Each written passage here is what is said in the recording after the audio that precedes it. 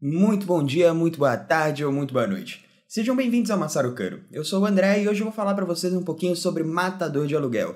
Tanto a versão de 2024, que acabou de sair pelo Prime Video, quanto a de 1989, que é simplesmente um dos maiores clássicos do gênero.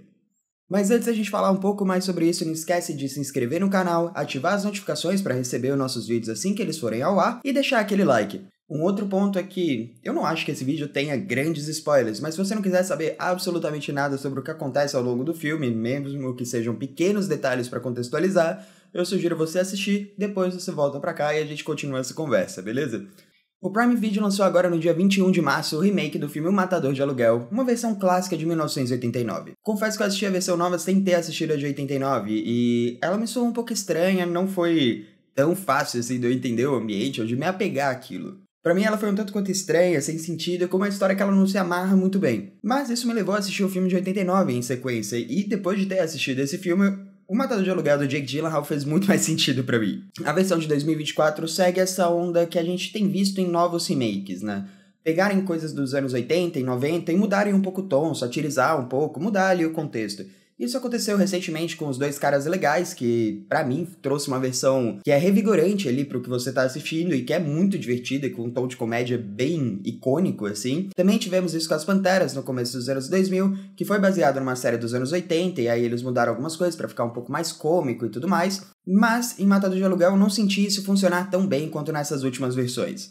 A ideia, assim como nesses outros títulos, é pegar um filme sério e satirizar ele, brincar e não se levar a sério. É uma tentativa de pegar aquelas coisas bizarras que aconteceram nos anos 80 e dar uma brincada com aquilo ao mesmo tempo que você presta uma homenagem. Porém, O Matador de Aluguel é um filme que, se você não assistiu o anterior, ele parece só uma história sem um fio condutor muito claro, que é focado em pancadaria, cenas de ações clichês, o que não é um problema, mas que não desenvolve nada e que não aprofunda em absolutamente nada. Mas vamos à sinopse. Jake Gyllenhaal é Dalton, ex-lutador de MMA que foi expulso do esporte por conta de um incidente traumático que aconteceu no ringue. Por isso ele ganha dinheiro com lutas clandestinas. Na verdade ele não chega nem a lutar, as pessoas têm tanto medo dele, do que ele já fez anteriormente, que ninguém tá disposto a enfrentar ele dentro de um ringue.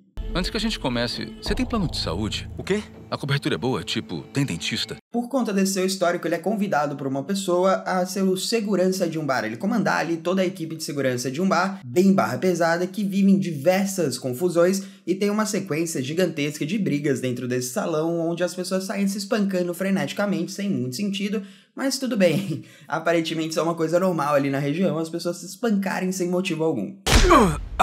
Eu te acertei, né? Você tá bem? Quê? Que isso?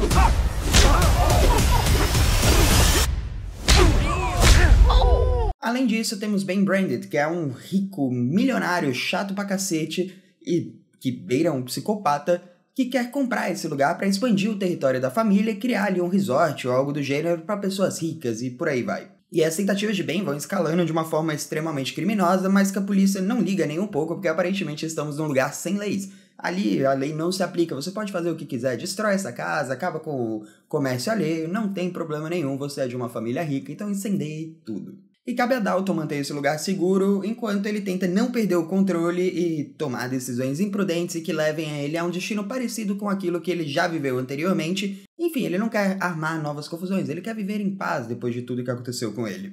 O filme em si ele não se leva a sério, mas ele também não é particularmente engraçado.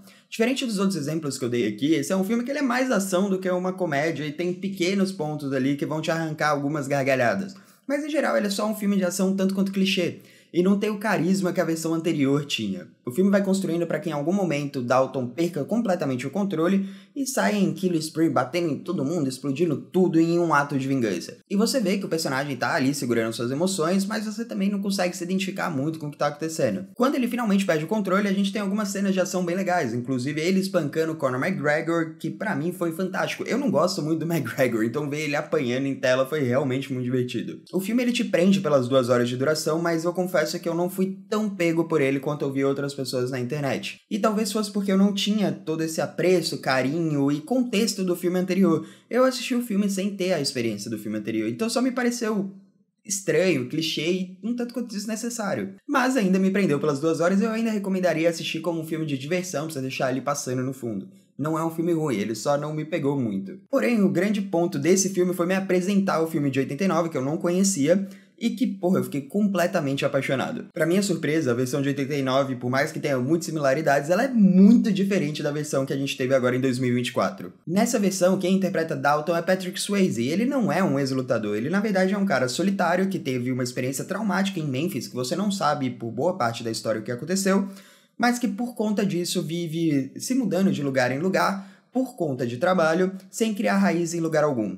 Diferente de Dalton, ele nunca foi um lutador ou alguma outra profissão antes disso. Ele sempre foi um segurança e ele é conhecido como um dos melhores, e por isso ele é cobiçado por diversos bares barra pesado, porque aparentemente, se em 2024 era uma terra sem lei, em 89 a lei simplesmente nunca tinha sido imaginada, porque acontecem coisas bizarras nesse filme, e você não tem a presença de um policial questionando o que está acontecendo além da cena final. Bom, esse Dalton também consegue organizar bares barra pesada por conta do seu jeito metódico de lidar ali com a situação, e principalmente por ele saber como conduzir um ambiente caótico, sabendo que você precisa ser respeitoso e gentil até o momento que a pessoa ali te force o contrário. If somebody gets in your face, I want you to be nice. Don't be rude. Ask him to walk, but be nice. Help this gentleman to the door. Until it's time to not be nice. Ele é contratado por esse estabelecimento ao ser convidado pelo próprio dono em pessoa, que foi até um outro bar só pra poder contratar ele. O cara é tão foda que ele é cobiçado por todo mundo e as pessoas vão atrás do Dalton. Ao chegar no local, Dalton percebe que talvez ele tenha um desafio um pouco maior do que ele imaginou inicialmente. Até porque a cidade é comandada por um Branded também, que nem no filme de 2024. Mas aqui essa versão é mais velha, é mais cruel e tem um pouco mais de controle sobre as suas emoções. Esse é um clássico vilão dos anos 80 que, faz coisas extremamente maldosas e que dá risada na cara do perigo e que, em geral, depende de outras pessoas para fazerem as coisas por ele, porque ele em si é só um cara rico. Y la verdad es que no soy tan fuerte como yo pensaba. Apesar da similaridade entre os dois, o que difere realmente as duas obras é como a história é contada. Diferente do remake, Matador de Aluguel não é um filme de comédia, ele é realmente um filme de ação clássico, bem ação, explosivo mesmo. Diferente do remake, essa é uma versão que ela tenta se levar a sério o tempo inteiro, e acaba que em alguns momentos isso fica engraçado, e eu consegui entender porque eles quiseram fazer uma nova versão com um tom mais satírico, uma vez que eu vi o antigo. Porque, tem tanta coisa bizarra e suco dos anos 80 e 90 acontecendo ali, que faz realmente você virar e falar, cacete, como esses caras estavam conseguindo se levar a sério quando eles estavam fazendo. O Dalton da versão de 89 é o puro suco da heterossexualidade dessa época. Todo criado à base de cabelos compridos, kung fu e hard rock. O que difere Dalton de outros personagens dessa época é que ele tem um lado muito mais humano e sensível, o que eu senti falta na versão de 2024. O Dalton dessa versão, ele é formado em filosofia e ele faz Kung Fu principalmente para manter a sua disciplina e sua cabeça no lugar. Ele usa a arte marcial não só para espancar outras pessoas, mas sim para conseguir se manter são. Fica um pouco mais crível, você consegue até se relacionar um pouco com o personagem e ele não ficar totalmente estranho, sabe? Mas assim, o filme é o puro suco dos anos 80, eu vou avisando. Ele é a base de loiras seminuas, hard rock, homens cabeludos, Kung Fu, roupas que hoje em dia seriam dignas de serem chamadas de cultura woke, armas brancas, porque estamos falando de homens de verdade, então ou você resolve no soco ou você resolve na faca, sem tiro. Tiro é coisa de, pelo amor de Deus, né? Você vai chegar lá e atirar, fica muito fácil a situação. E muitas explosões. Cara, é bizarro a quantidade de explosão que tem. Tudo ali explode, sabe? Tipo, carro explode, casa explode, bicho explode, pessoas explodem, ruas explodem, tudo explode. Se você colocar alguma coisa e falar, eu quero que aquilo explode. É só jogar alguma coisa nela que ela vai explodir, foda-se. Não é inflamável, mas ela vai explodir. O que me lembra bastante os filmes Anjos da Lei, que eles tiram muito sarro sobre isso, e agora eu entendi bastante por quê. Também tem alguns pontos sem explicação, assim como a versão de 2024, como que caralhos a polícia tá fazendo nesse mundo? Porque tudo isso acontece, estabelecimentos são invadidos por caminhões monstros e a polícia não aparece pra resolver nada. Eles estão lá existindo, talvez nem existam, e estão só lá. Se 2024 é uma terra sem lei, os anos 80 era muito pior, velho, e esse filme deixa muito claro.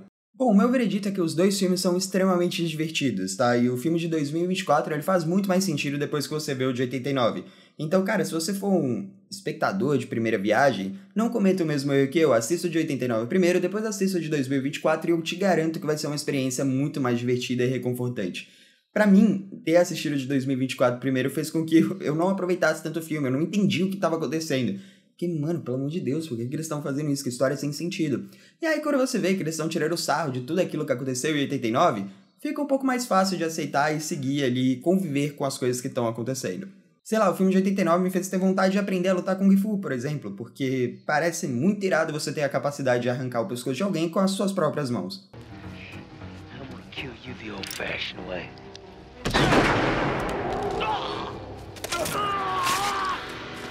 O filme de 2024 serviu pra mim como uma ótima propaganda sobre o filme de 89. Me fez ter muita vontade de assistir a versão anterior e entender tudo aquilo que eles estavam falando, e o universo, e sei lá, entender o apreço que as pessoas têm com essa obra que eu não tava conseguindo entender. Parece que a versão atual tem alguma coisa faltando, como se tivesse algo faltando ali e você não sabe muito explicar. E agora eu sei, o que tava faltando era assistir o filme de 89. Mas você não precisa confiar em mim, você pode assistir os filmes e criar suas próprias conclusões e me dizer qual dessas versões você mais gosta. Ambos estão disponíveis no Prime Video, nenhum deles é pra alugar, tá? É só entrar lá e assistir. Aproveitem o Prime Video, que ele tá com muita coisa legal. E aí depois que você assistir e tirar suas próprias conclusões, você volta aqui nos comentários e me diz o que você achou. O filme de 89 é tão superior assim? O que vocês acharam da versão de Jake Gyllenhaal de 2024? Eu ainda acho que ela poderia ser melhor mesmo depois de ter assistido os dois. Mas ainda é muito divertido, eu recomendo você assistir, vai te prender por 2 horinhas com várias explosões e cenas que você fica... Ah, e o Conor McGregor apanhando, que é simplesmente fantástico. Bom, isso é tudo que eu tenho pra falar e opinar sobre o filme. Agora eu espero vocês pra gente poder conversar um pouco melhor. Não esqueçam de seguir as redes sociais, lá eu posto conteúdos mais curtos do que aqui, então videozinhos de 1 minuto, contando notícias, novidades, expectativas e próximos projetos. É uma forma legal de se manter atualizado com tudo que vai lançar no cinema, em breve, ou coisas que estão previstas para lançar lá pra frente, você quer saber um pouco sobre as produções. Enfim, é @massarocano no Twitter e Instagram, e é @massarocano_ no TikTok. Também não se esqueçam de se inscrever no canal, ativar as notificações, deixar aquele like, o processo todo que vocês já sabem que eu odeio ficar pedindo, mas que é muito necessário porque ajuda bastante o canal. Espero que vocês tenham gostado do vídeo, agradeço a paciência e a audiência de sempre, e a gente se vê numa próxima.